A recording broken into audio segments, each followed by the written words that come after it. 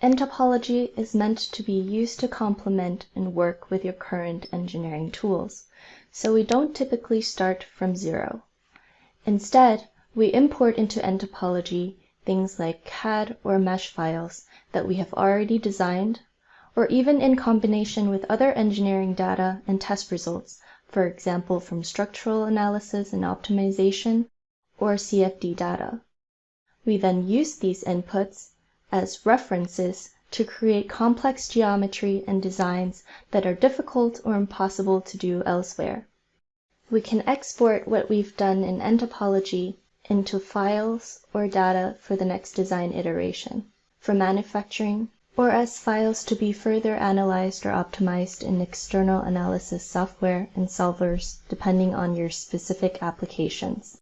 Essentially, what we do in nTopology is not creating a specific part, we are building a process that can work on any part. This means that whatever we build can easily be reused and automated. This is possible because of the way that nTopology represents geometry.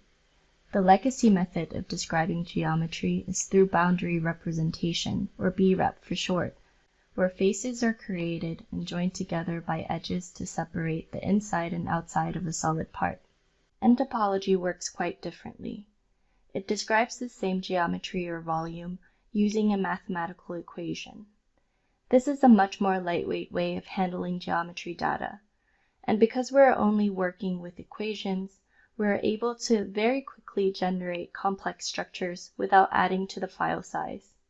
nTopology stores these volume-defining equations behind the scenes, and with given input parameters, it computes these equations and then renders out a visual representation on the screen. This visual representation is called the implicit body, which is nTopology's native format.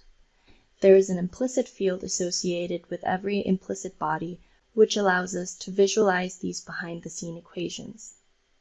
In the next lesson, you'll learn more about these implicit geometries and implicit fields.